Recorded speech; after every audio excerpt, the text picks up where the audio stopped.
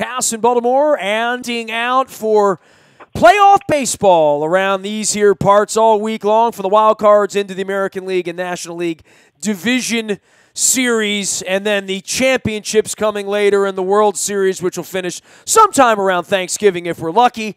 Alan McCallum has been our longtime baseball insider, observer, astute follower, sometimes foil, and now here to pick up the pieces of yet another lost season where there was no parade in Baltimore. Alan, first off, welcome in.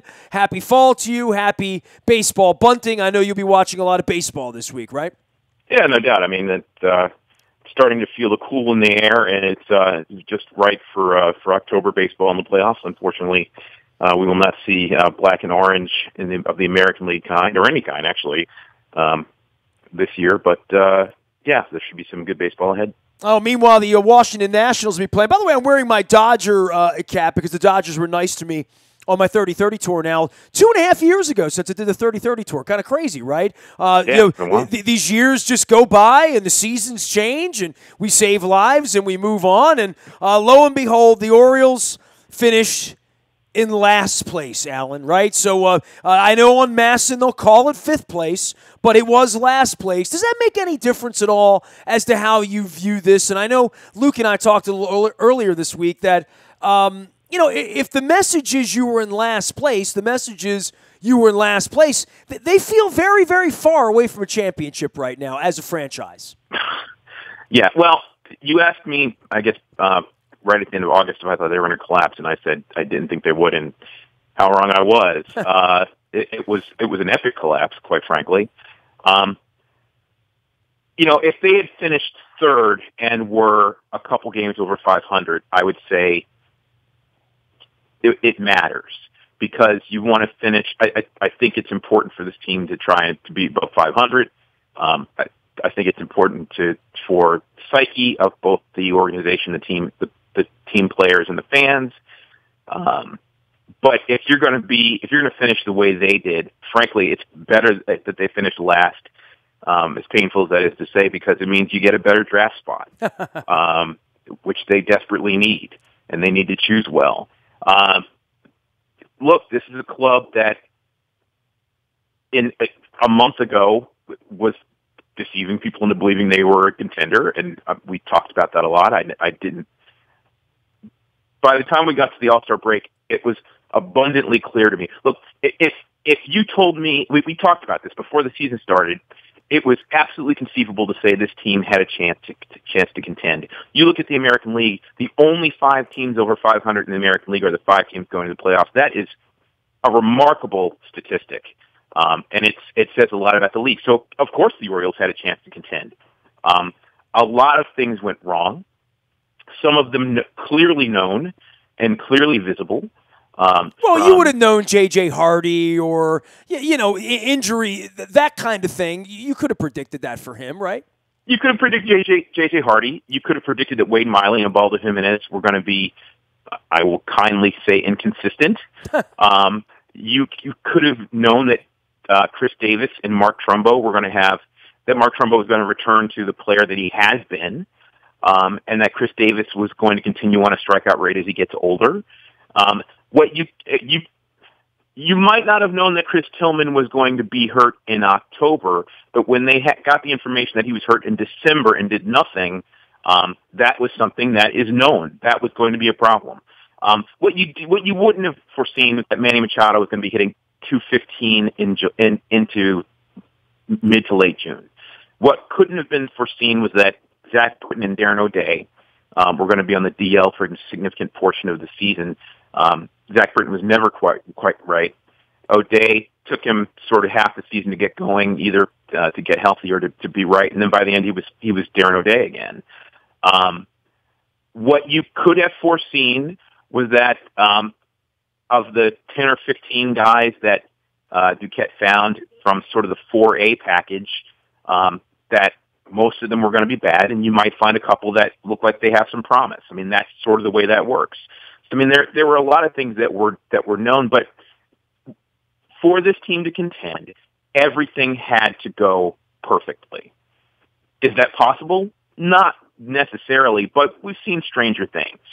So I mean, to say before the season started that they had a chance, you look at the competition and what happened, what we didn't know. Yes, that was possible. In August, for the fans to be excited because they went on a good run with the mediocrity of the league and say, oh, they have a shot. From the fan standpoint, I absolutely get it. I had that conversation 100 times.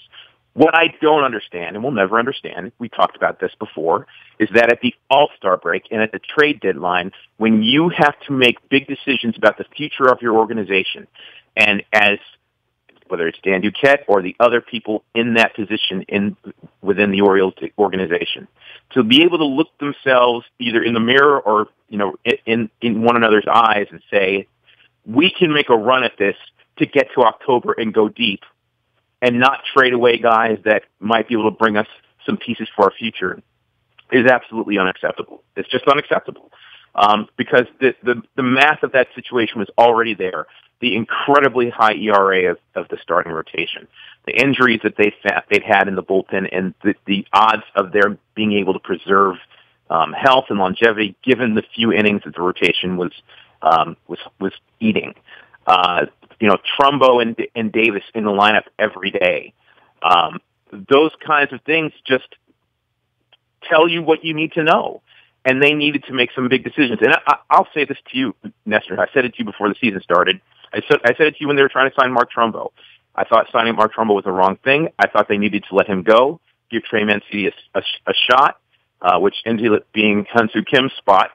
And I thought Pedro Alvarez was the best cleanup hitter that they had within the organization, or that they could re-sign. I think at that point they hadn't re-signed him yet, because he had held that position down in the Pirates organization, and not telling you he's a great hitter, but he was a good RBI man. Better than Davis, better than Trumbo, better than pretty much anybody in the Orioles lineup this year, at least at the beginning of the season. Jonathan Stope has really had a great year and came on.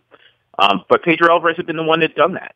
And they left him in AAA until September. So, I mean, there were lots of things that they could have done, things they could have foreseen, things that they didn't know were going to happen, but you would have to expect, will happen along the course of the season. And all of it added up to, there was no chance that it was going to happen perfectly. And that information they knew before the trade deadline, and that should have informed them for what they needed to do. Well, the good news is Trey Mancini's a ball player, right? Jonathan Scope's a superstar. Wellington Castillo, for whatever the deficiencies behind the dish, was not a bad pickup, certainly versus Matt Wieters pound for pound on productivity. The Beckham trade worked out well enough to sort of get the Orioles back into the race at some point in August, although we can sit and question that and the future of that, as opposed to what you were talking about, dealing in to a pennant race or selling, and the Orioles did not sell at all. And then there's this whole offseason where the Baltimore Sun's headline on Sunday, I mean, I laughed out loud. I was sitting at the Ravens game, and I saw a tweet that said, Duquette says Orioles committed to looking to give Machado an extension in the offseason. It's almost like a comedy act, dude. Well, yeah, it is. I mean, I don't see why Manny Machado would do that. I think we all know that. I mean, there's a huge payday. And let's be honest, I mean, there's a huge payday for him with the fact that he, out of 6 months, he had one really good month and he had one unbelievable month. And the other 4 months were a lost cause, pretty much. But that said, he put up numbers of 30 home runs and almost 100 RBIs. In what was clearly down season for him. So, I mean, he's got a huge payday coming. The defense is still exceptional, some of the best I've ever seen. The arm is arguably one of the best we've ever seen at the position. So, I mean, there's certainly a huge payday for him. Why would he necessarily sign that with the Orioles at this point? Which is the same situation they were in a year ago. And at 2018, at the end of next season, they've got money coming off the books right now, but they've got huge decisions to be made between now and then. And well, Scope would be the number one guy because he's a guy they can sign, not a guy they can't sign, right? Well, you certainly hope so. I mean, you hope that the season he had didn't price him out of their range. But he would be the guy I go after first. because if you have any belief that you can sign either one of them, he'd probably be the one.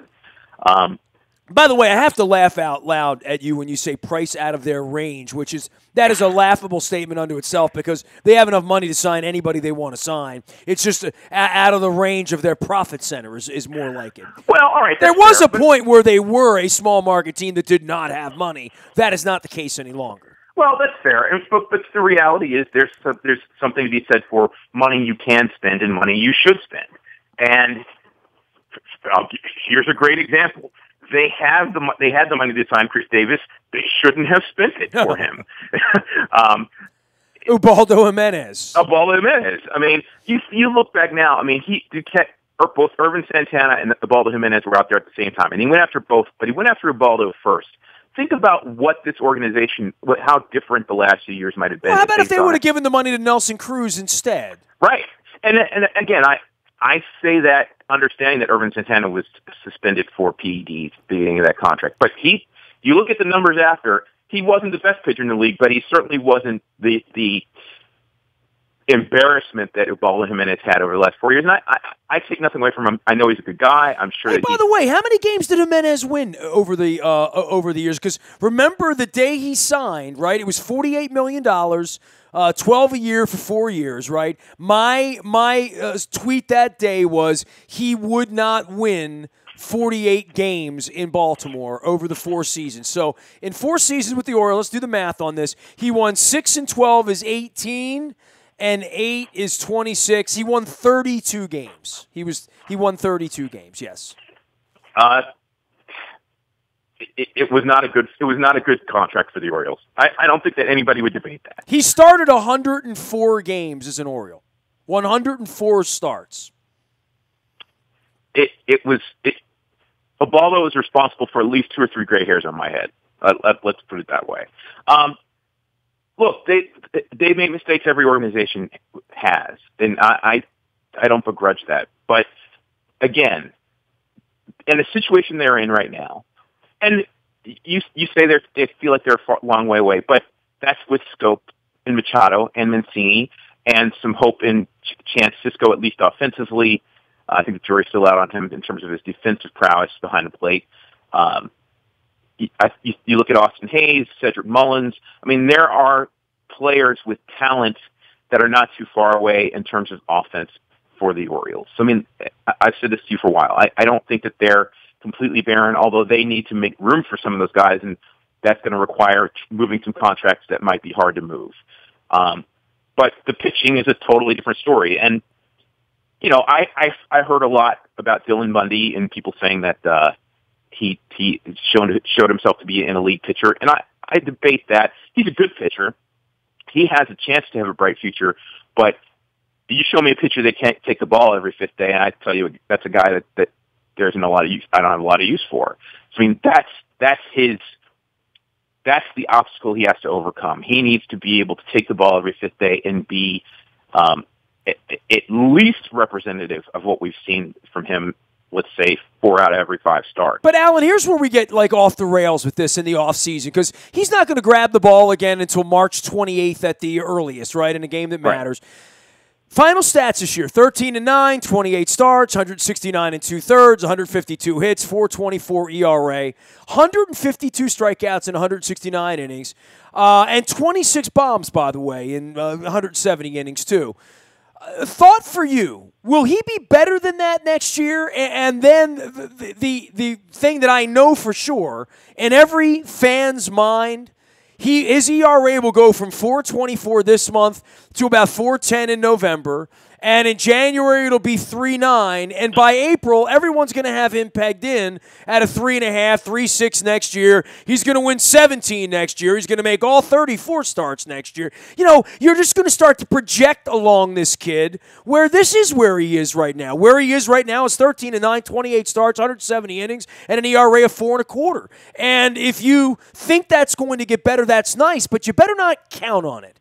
You know, he's going to be their number 1 starter. He's going to start on opening day. Dude, he's a 4 on a good team, right? He's a number 4 starter on a good team. He's a 3 on an okay team, right? On this team, he's the one. And then there's Gausman, who, quite frankly, stunk for long stretches of the year. I mean, there's nothing you could look at from his year and think, his ERA, he was a 5 ERA pitcher. And I know how this is going to go. Next year, he's going to come back and be that number 1 pick, and he's going to pitch to a 3.8. But is he? And these are the two guys that I'm going to hear about for the next 5 months as they're really something. No, they're just guys right now.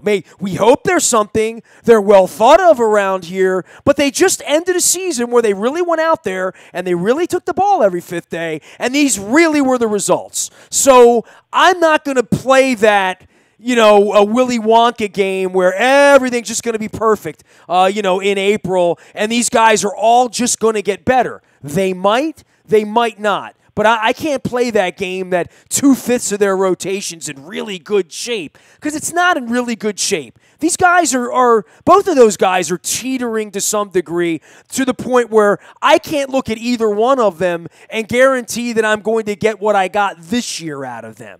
I can't guarantee you that Gausman's going to give me a 4.7 next year, or that Bundy's actually going to make it to the hill 28 times to an ERA of 4.25. I certainly don't want to project either one of them getting better. If Tillman had been healthy and had been able to anchor the rotation, the stories of the season for those two guys would have been very different, because they wouldn't have been relied on as much. But Tillman goes down, Ubaldo and Miley are who they are, and they had to shoulder the load. And first of all, it's tough to do that for a couple of young guys who, quite frankly, aren't ready. They're still trying to find their way. And secondly, as you said, I mean, there's nothing consistent about them. So, I mean, you're asking me, do I think that Dylan Bundy can get better next year? Yeah, I think with a full season under his belt, and that he stayed healthy, and that he sort of made his way. He had a successful season. He didn't have an interstellar season. He had a successful season, but that's not good enough, particularly for what the Orioles need right now. You're right. I mean, he would be Tanner Roark if it's for the Washington Nationals. Tanner Roark came up and looked really good early on, and Tanner Roark is a good pitcher, but he's not a top-of-the-rotation guy. Doesn't need to be, because they have Scherzer and Strasburg. If Dylan Bundy had done what he did as a 4 in a rotation with a healthy Tillman, and let's even say, you know what, I invoke these names too much, so I won't. But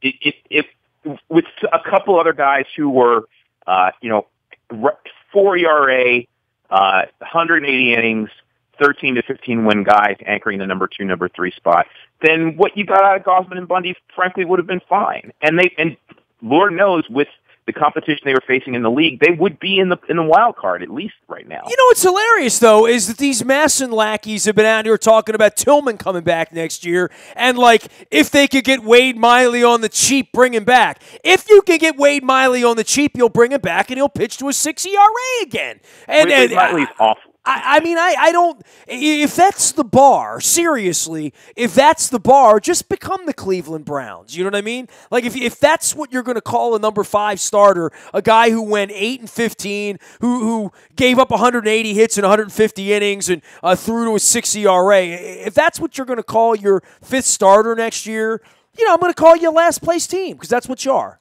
The frustrating thing about Wade Miley is that, unlike Ubaldo Jimenez, who it's clear he just can never get his delivery down, Wade Miley has stuff as a left-hander to get people out.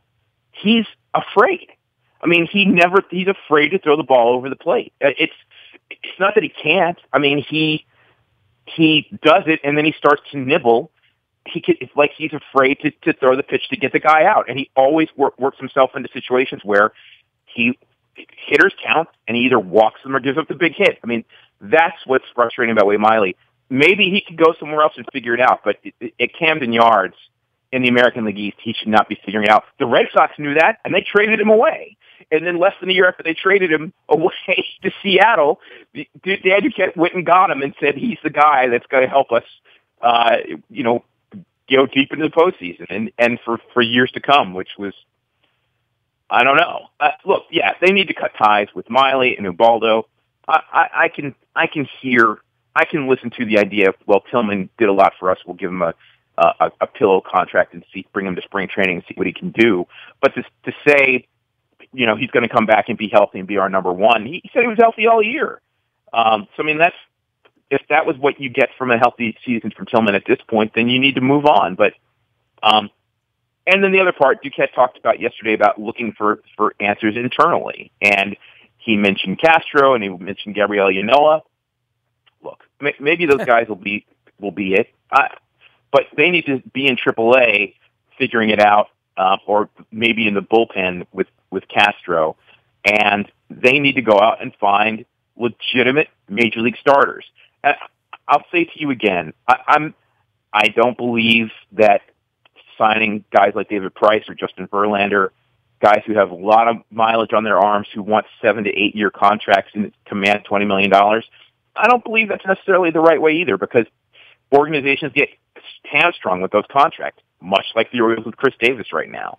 So I've never advocated that, nor will I now. But you certainly have to be able to go out and look for smart, inexpensive talent that's out there. And Dan Duquette in his first year went out and did that. And I applauded him for that. I mean, the signings of Chin and Miguel Gonzalez, and then even trading for Bud Norris later on. I mean, he went out and found answers, and he just simply hasn't done that in the last couple of years. And and the results of that have been catastrophic in 2017 in the form of the kind of pitching that the Orioles had. In Camden Yards, there's very little margin for error.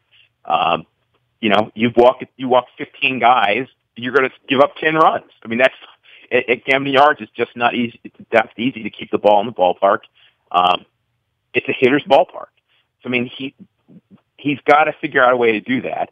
And I returned to the trade deadline when that was the opportunity to find young pitchers. And let me say one other thing. And this is not a Dan Duquette thing. This has been a philosophy that has been with the Orioles and other teams for a long time about producing your own pitchers out of the farm system.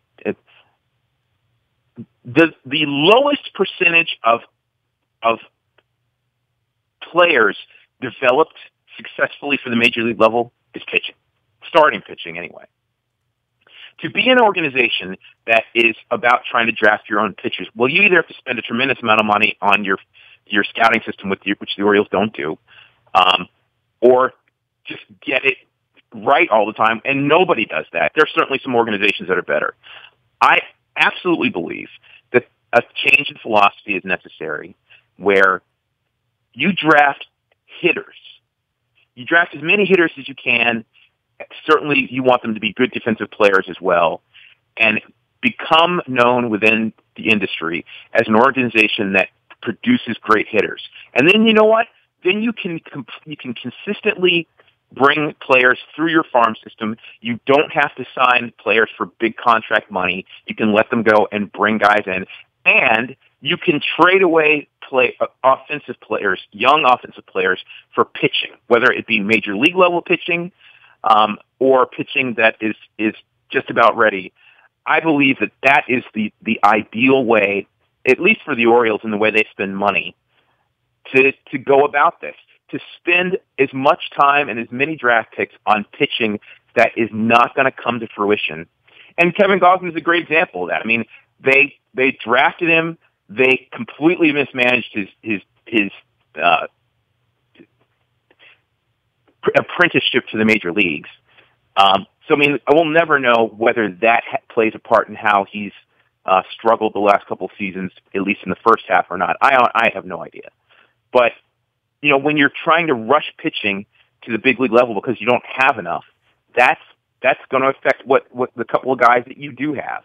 So, I mean, I absolutely believe that they need to develop a new approach to their drafting philosophy and how they go about bringing pitchers into the organization.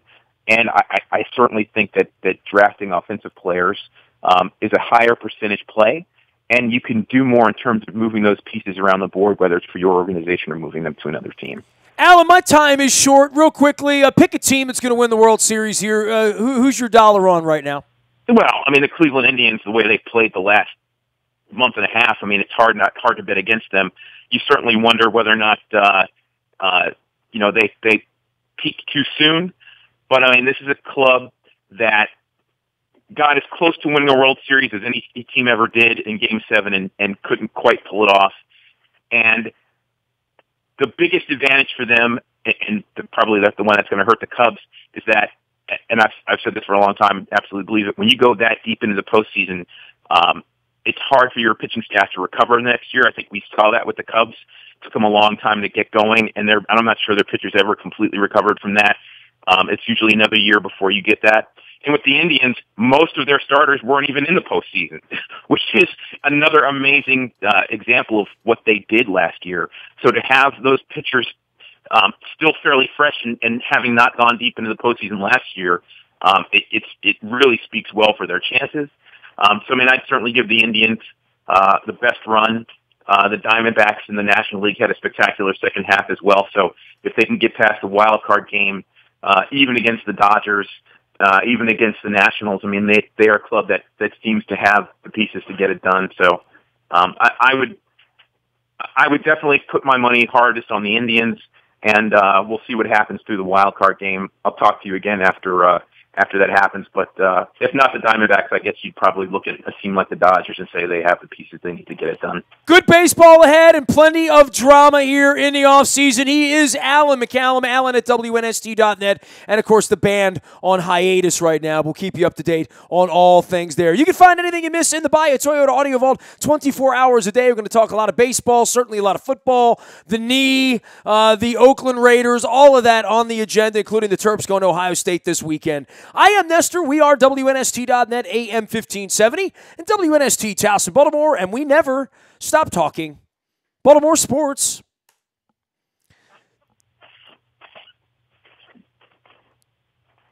Alan Mack, WNST.